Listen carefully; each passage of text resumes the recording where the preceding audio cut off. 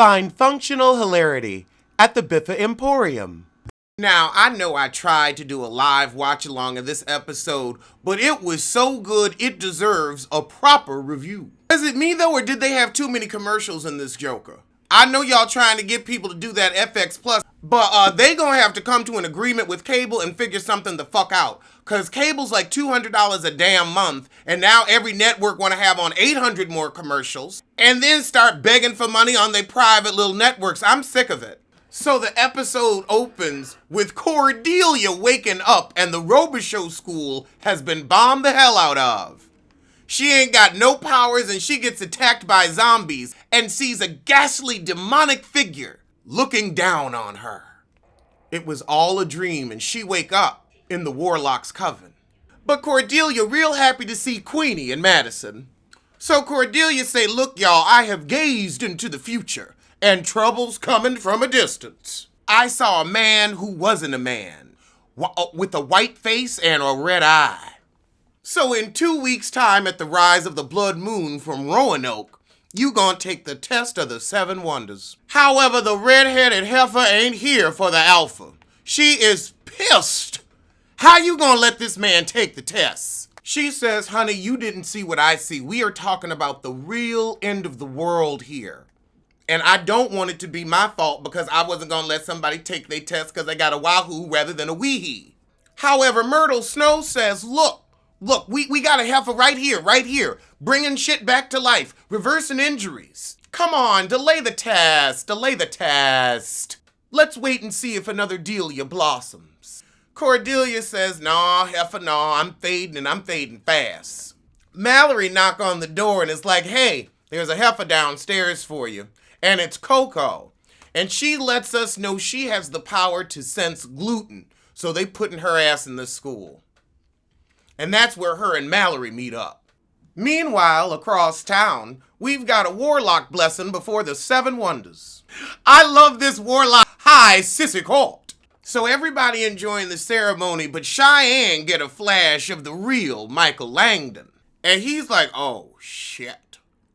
So he goes back to his boudoir to pack. Then Billy Porter comes in with the scotch for a little celebrate. He's like, look, I saw the white-faced demon. There is something wrong with Michael. Billy's just like, heifer, you jealous. So they get into a little bit of a magical skirmish. He said, stand down, bitch. I'm going to New Orleans, and that's that. But his ass don't get too far. At the gas station, Meade's waiting for him and hits him with the old cut ankle, burn him up trick. Now Michael and Meade meeting in the forest. So Meade let him know the deed is done because he realizes the witches are the only ones that pose a threat to him, but he's going to destroy the whole coven from within as the Supreme. So we see one of the senior sissies of the coven is also in on it. And he's just so concerned about getting to the Supreme that they like, look, fuck the danger. We want our place at the head of the table. How Republican. So it's time for the 7 wonders. Old-timey montage. And he's passing every test with flying colors. So now on the final test, Delia gonna mix it up for us. You really so big and bad, go on and get Misty Day. Everybody upset about it, but he like, fuck it, I'll go. I was going to hell anyway, may as well pick up a quart of your milk. Oh, God. So now we watching the damn frog scene. We in Misty Day's hell. He just walked down the hallway and found the door. And they give us a good 5-6 cycles. Ah! No, please. Ah! See, that's all I'm going to give you. One, they did it too much. Fortunately, Michael come in and he split that heifer with a scalpel. And Misty looks at him and says, are you here to save me? Flash, back to the Warlock Academy. Michael pops up. But no Misty Day. Oh, Misty is back. So it's hugs and happy reunion. But she looks at Michael and is like, ooh, no. Cordelia's nose is bleeding. The Warlocks now is like, look, we done everything you asked. He is the Supreme. I done been to hell and back, running errands for your ass. Let's go, make with the crown. So Misty Day says, let me tell you what happened in hell. After he gutted the teacher, all the children were looking up. And I don't know what it was. I know it was some dark communique. He was speaking to evil. Straight up pure evil. And Cordelia said, well, maybe he had to negotiate your release. Maybe it was that. Misty like, you know better than me, but good luck with it. She said he wore the perfume of death. I've never smelled nothing like him. And I've been sensing evil since I was yay high. So Cordelia lets the group know, look, girls, he ain't gonna be nobody's supreme. I needed to know how strong he was so we'd be ready to fight, as well as have him bring back a few of my teammates. So this is really the end of the episode. They waste 3 minutes of our time with Stevie Nicks' horrible bray. Bray! On the live, somebody in the chat asked, is it supposed to be bad? She needs to stop singing. It's embarrassing. Just put the track on and mouth along. I mean, this went on and on. It was a full music video for no fucking reason. A wasted episode. We're gonna talk about this season at the end of the episode because this is episode 5 and we got 3 left. Oh, Cordelia pulled Madison to the side and tells her, look, I need you to go back to Murder House so we can find out just who this Michael Heifer is. Billy Porter, of course, is eavesdropping. And he says, Heifer, I'm tagging along too. Something don't smell right. I don't trust it. So they're off to the Murder House. And that's it. They ended that episode right there. We are at 55 minutes. They pulling it. So let's talk. Okay, what was the point of the first 3 episodes? The first 2 especially, what was the point? Y'all did not need to take all that time to introduce us to Meade. Them kids is dead. Like they went nowhere with that. It was a nothing. It made no sense.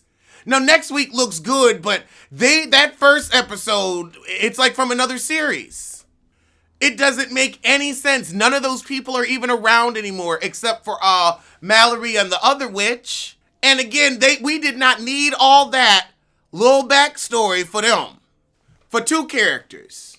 Venerable dead. Okay, we know Meade worked for the devil, but we already knew about the devil. All the sissies is dead.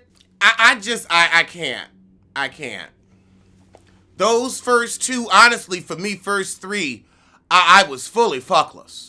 I hope they got a full circle moment for our ass, but I doubt it. Honestly, I'm like, no, stay with what you're doing now. Don't go back to where it was fucked up.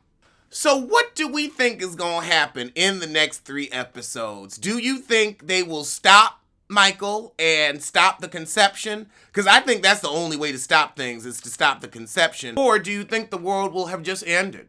Do you think we'll get to see Fiona Good as well as... Who was that heifer she played on Murder House? Constance.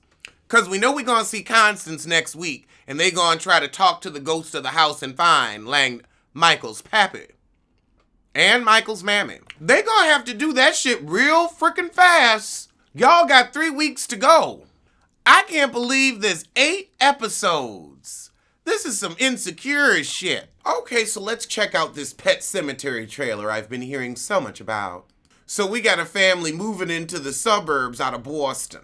Okay, it's very well paced, and I love how they had that truck go by as a throwback to the original movie. Oh, we got some kids in animal masks giving us purge teas. Okay, so this one has a narrator. It's... I wish they were giving us more scenes of the movie, but it does look good. The creepy kids drum is actually a good touch, though. Oh, they using the Stranger Things font. Or rather, Stranger Things is using this font. It was cute. Everybody said it was such a good trailer. I didn't get it's the best trailer, but it was cute. I do want to see it. Let me give the Dark Phoenix trailer a little look-see, too. I've been meaning to peep at it. All right, so we getting the full Rogue backstory, and she's looking for answers. Heifer was in a car accident, but can't remember the huge. Rose McGowan had the same plot line on Charmed. Oh, I'm sorry, not Rogue, Jean. This trailer got too many damn teary moments and it's moving too slowly. How am I bored 1 minute and 43 seconds in and this is an X-Men franchise? How? I don't know. I don't know about the Dark Phoenix. That was trifling. That was trifling. And who put her in a wavy wig? Her cheek's too big for that. She pretty, but that don't fit her face. So as my mugs say, tell a kin, tell a friend, tell that heifer you hate to head over to the Biffa Emporium for a cute collection of hoodies and mugs. Link below.